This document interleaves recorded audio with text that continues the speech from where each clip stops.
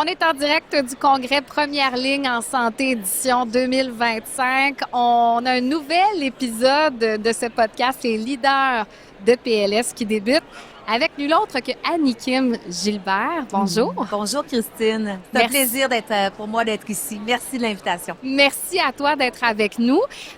Donc, Annie Kim, tu es PDG, donc CEO de MedTech Plus. Chez MedTech Plus, vous accompagnez les entreprises en technologie de la santé vers la commercialisation de leurs innovations.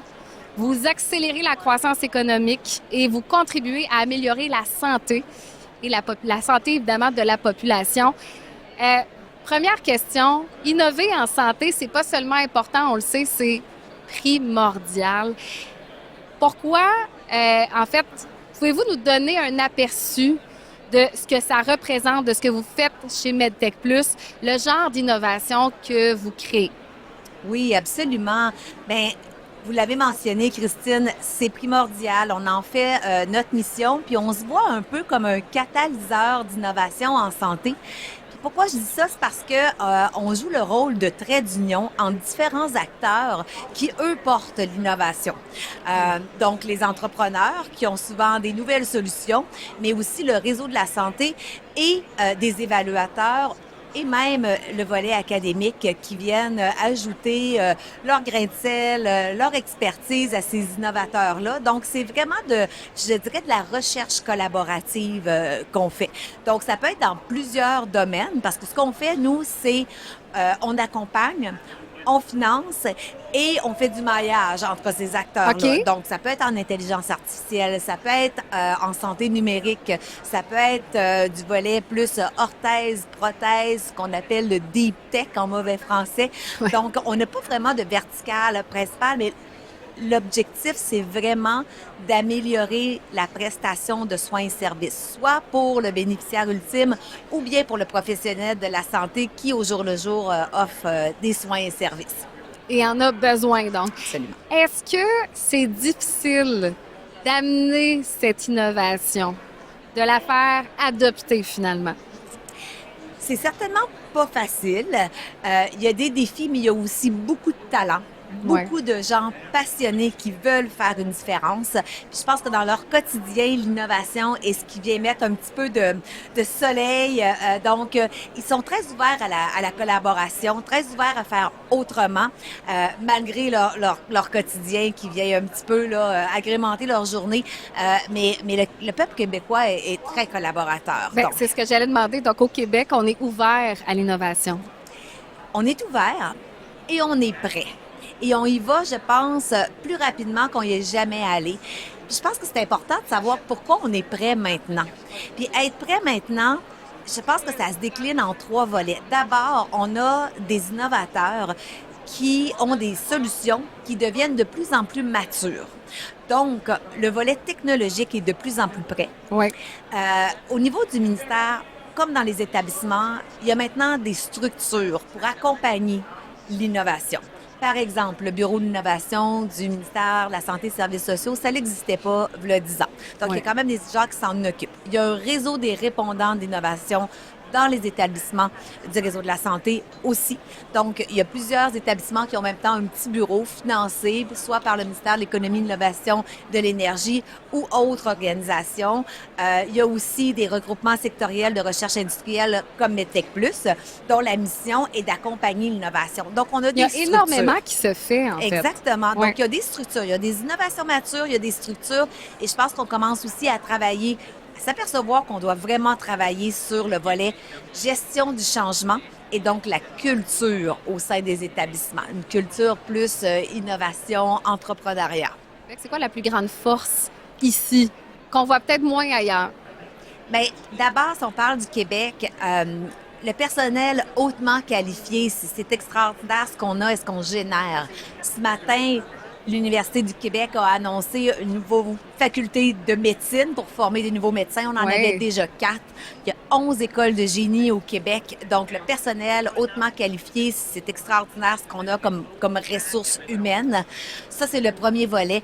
Le deuxième volet, c'est la collaboration. Je l'ai mentionné tantôt, on est un peuple qui collabore très bien et de plus en plus, on a le même focus.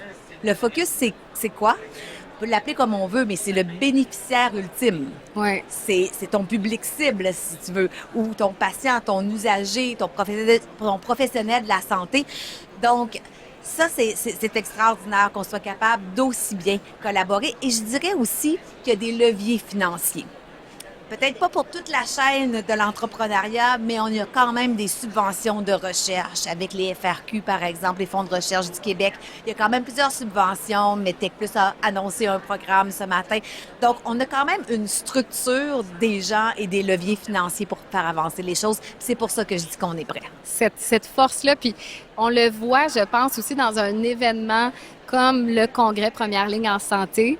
Les gens sont réunis ici pour parler que de ça ou presque. Tu sais, on est dans la solution, la prochaine innovation, on vient découvrir. Absolument. Donc, c'est ça, c'est l'ouverture, en fait, vers ce chemin obligé, je vais le dire comme ça, mais tu sais, une avenue qui va changer le monde de la première ligne en santé, définitivement. Absolument. Absolument. Puis je pense qu'on réalise tous certains défis du réseau de santé. On veut faire autrement. C'est pour ça, je pense que pas mal tout le monde serait d'accord que l'innovation doit faire partie de la solution. Absolument. L'innovation, donc, ou les innovations dont vous êtes le plus fier cette année et pourquoi, peut-être? Je peux tout de suite gérer les attentes. Là. Je ne serais pas capable de me limiter à Il y en a beaucoup, hein? C'est ça? En fait, je vais y aller parce que ce qui me rend vraiment très fière, c'est peut-être la façon dont on fait les choses. Donc, premièrement, quand c'est vraiment co-construit, ouais. C'est un terme qu'on tend à utiliser. Ce que ça veut dire pour moi, c'est quand on a trouvé un certain équilibre entre le push de la technologie et le pull du milieu. Donc, quand on rencontre un équilibre où l'entrepreneur veut autant implanter sa technologie que le milieu veut la recevoir et la besoin. Oui, exactement. Peut-être un exemple de ça, je dirais peut-être Lyme Santé et le CHU de Québec. Ouais. Très, très beau projet où le CHU de Québec avait besoin de connaître un peu mieux et rapidement l'expérience patient. Pour être en amélioration continue, de plus en plus, ils voulaient avoir des données. Alors, Lyme Santé, avec leurs solutions, ont été capables de subvenir à ce besoin-là. Puis pourquoi c'est un succès? Bien, c'est parce que la solution a été acquise. Donc, c'est pas toujours comme ça que ça se termine, mais c'est vraiment une belle histoire où ça répondait vraiment à un besoin du Québec. Puis c'est une innovation qui a répondu donc justement à vraiment une demande, là, un besoin concret. Puis ce besoin-là, il est évalué comment? Il y a des étapes de concertation, il y a des conversations qui se passent, oui, j'imagine, absolument. en amont. Puis Medtech Plus joue un grand rôle à aller recueillir, le bureau de l'innovation aussi, recueillir les besoins du réseau. Et ce maillage-là, c'est un peu ça notre day-to-day, notre business. Puis votre grande de force dire, aussi. OK, je connais cette technologie-là. Oui, je connais un milieu où ils ont besoin de ça. Donc, ce maillage-là, ça connecter l'écosystème, c'est un peu ce qu'on fait. Puis ça permet probablement de faire avancer les choses plus rapidement. Absolument, absolument. Parce qu'on connecte les bonnes personnes. Absolument. Donc ça, c'est le premier volet, quand il y a réellement une co-construction. Ce qui me rend fière aussi, c'est quand je vois des innovations, soit dans des milieux ou des thématiques que c'est pas évident que la technologie peut jouer un rôle, mais on voit qu'elle a fait avancer les choses. Puis peut-être deux exemples là-dessus. D'abord, sur le volet, je dirais psychosocial, par exemple. On se dit, ben la technologie n'est pas tant là-dedans. Et non, c'est faux. On peut avoir des solutions qui viennent répondre à un besoin. Je pense entre autres à la solution de Neurosolutions. Oui. Neurosolutions, ils ont justement une solution pour réduire les listes d'attente d'enfants ou d'adolescents qui ont besoin d'un diagnostic dans le volet déficience intellectuelle, trouble du spectre de l'autisme. Un réel besoin, les listes d'attente pas répondues, les parents qui n'ont pas de service, un peu désespérés. Oh oui, donc, c'est un problème. Outil... C'est un ou des problèmes réels. Là. Exact. Donc, c'est un outil de santé numérique, mais qui répond vraiment, vraiment à un besoin là, réel du milieu. Donc, ça c'est un bel exemple. Mais c'est gratifiant, ça, de voir la concrétisation. Absolument. Vous l'expérimentez, vous êtes là, sur place, ou en tout cas, vous le vivez en même temps que ça se fait. Donc, il y a un réel accomplissement, je dirais, dans ça. Absolument. Puis c'est de voir le projet progresser aussi.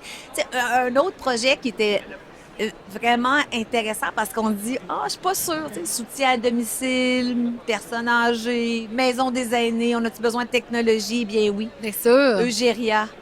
par exemple, ils ont une horloge. Cette horloge-là, elle donne un peu des indices à la personne aînée avec des déficits cognitifs de on est quand, différentes informations qu'elle reçoit. Donc ça a été implanté. Donc ça, le son, par C'est le... une horloge, finalement. Ah, OK, donc c'est visuel. Oui, il y a des indicateurs, des rappels, il y a l'heure, il y a la date du jour. Et ce que ça l'a fait, ça l'a vraiment diminué des appels au proche aidant, des appels d'urgence, réduire la confusion. Donc, vraiment des beaux indicateurs dans cette étude-là qui a été faite dans une maison des aînés au 6 Chaudière-Appalaches et en même temps CIUS de l'Ouest de l'île de Montréal dans leur volet là, plus aîné, finalement. Donc, c'est un autre grand succès, finalement. Oui, parce qu'on se disait, ben, peut-être que c'est pas le domaine où on va pouvoir vraiment Et au intégrer la contraire, technologie, oui. et c'est faux. Donc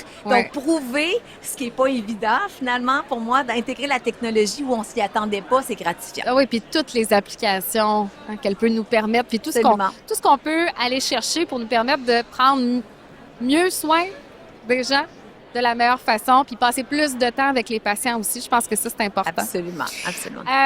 Merci beaucoup, Annie Kim. On a une petite portion questions en rafale, question de se détendre encore davantage, même si à la fin de l'entrevue, souvent, on est un petit peu plus relax.